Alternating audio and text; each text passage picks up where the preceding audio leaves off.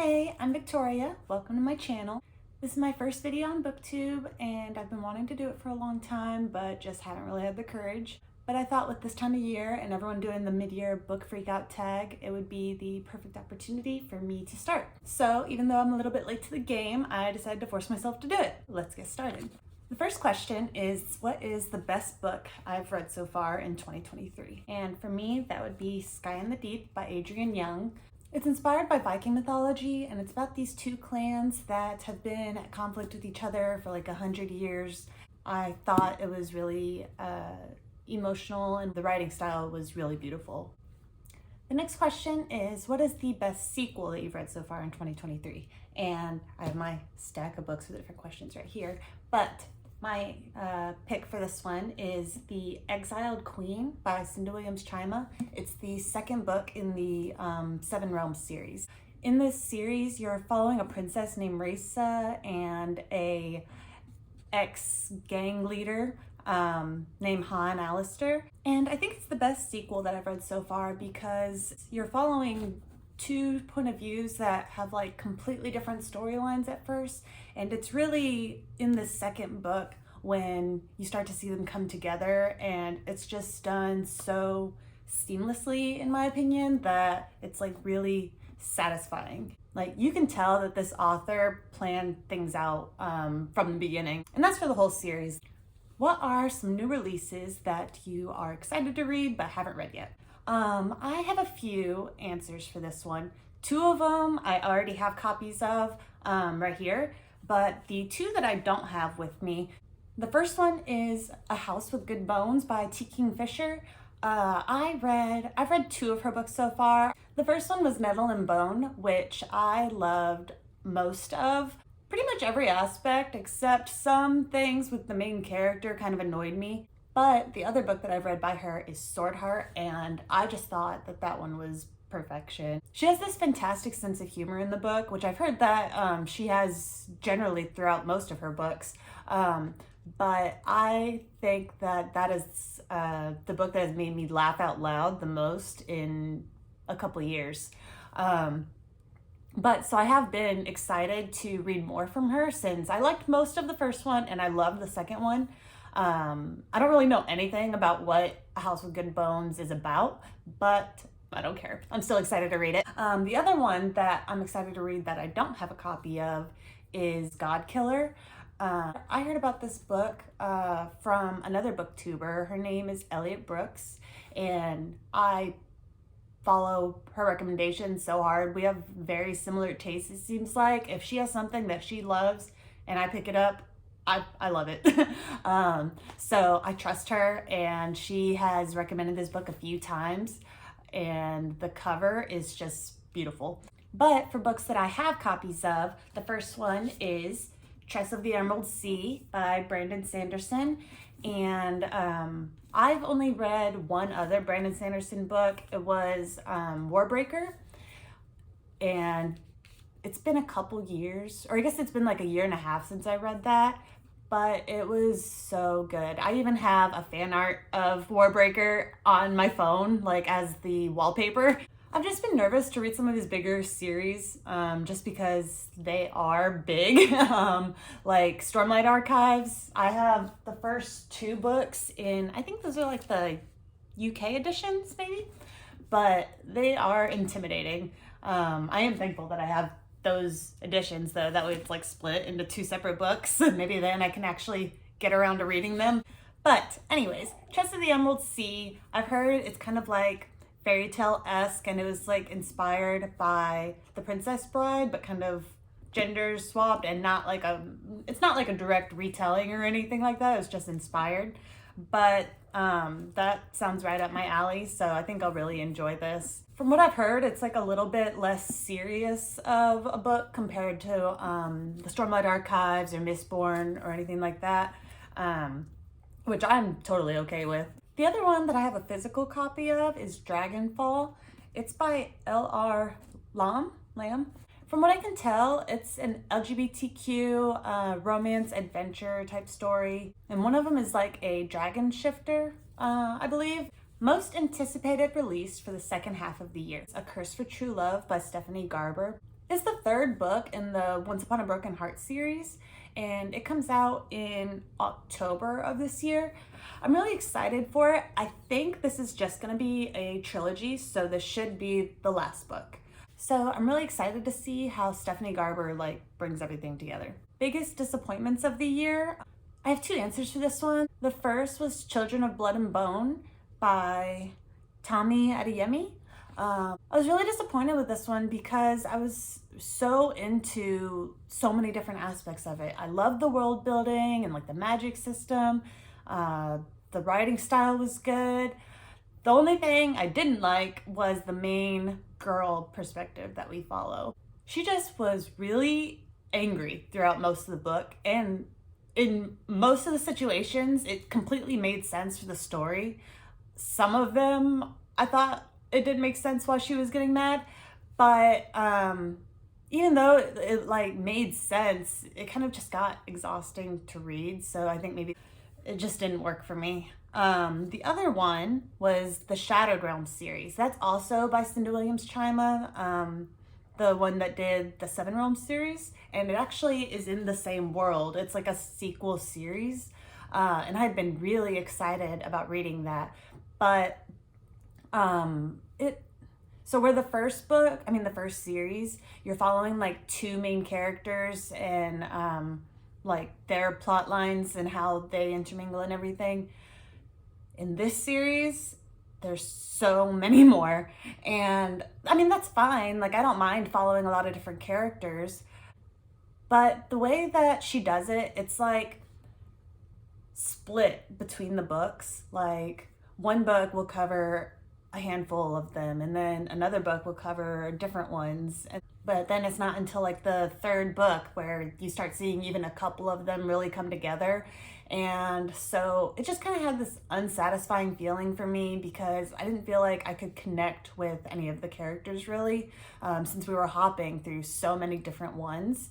And another thing was there was a new aspect to the magic in this world when we got to this series, and it didn't really work for me. I found it kind of weird. Biggest surprise. I read a book called Daughter of the Blood. Is that right? Yeah, Daughter of the Blood. It's by Anne Bishop.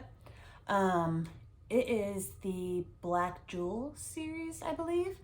And I thought it was so well done. You really kind of got to see the world and the characters and emotionally connected with everything. Honestly, I didn't really understand what the big plot is gonna be because the first book is a lot of build up for the main character, kind of getting you to a certain point that you need to be at. It's basically about the strongest witch ever.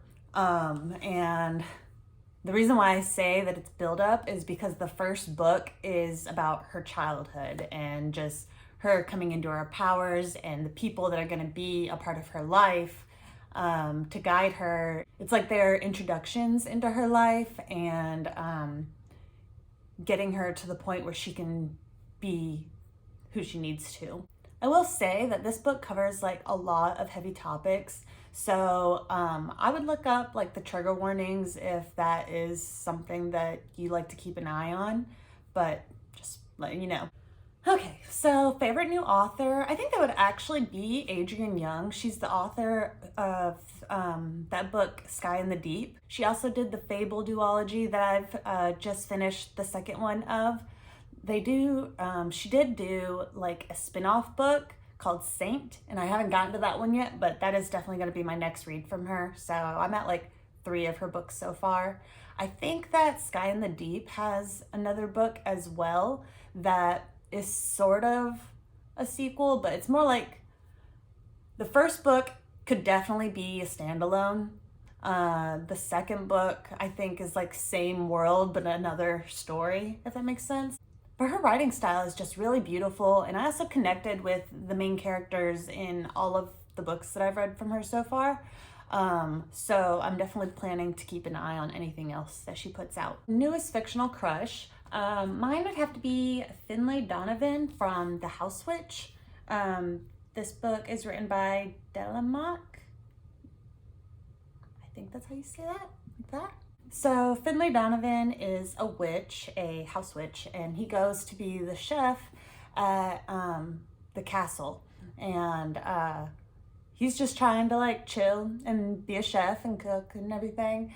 But he ends up getting like wrapped into like all this political stuff, and it just gets like way more chaotic than he was planning. But it also is like a cozy, like slow pace book. It kind of reminds me, like if you liked Legends and Lattes, you would probably like this book, if that makes sense. But I really like him because he's just so chill and content and just wants to do his job. But he also has like a witty sense of humor, and kind of likes to play pranks sometimes. And he's also good to his pet cat, his familiar. So he just had it all going for him. Newest favorite character. So that would have to be Gideon from Gideon the Ninth. I thought she was hilarious. She has so much attitude and it was so much fun to read. I have never read so much sarcasm and like perfect comebacks and stuff in a character. So I just really enjoyed all of my time with her. I am starting Harrow the Ninth, but I haven't gotten very far into it yet. But hopefully I'll get to see some more of that again. The next question is a book that made you cry. And for me, that would actually be The Queen of Nothing. It's part of the Folk of the Air series by Holly Black. You probably know like at least a little bit about this series. It's about fae, and they can't lie. It's surprisingly political for a fae fantasy series, in my opinion.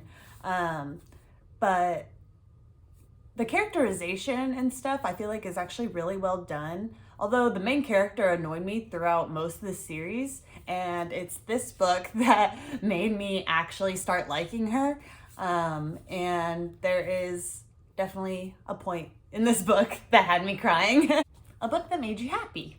For me, that one would be this little, I guess it's a novella. It's either a novella or a children's book, I'm not sure.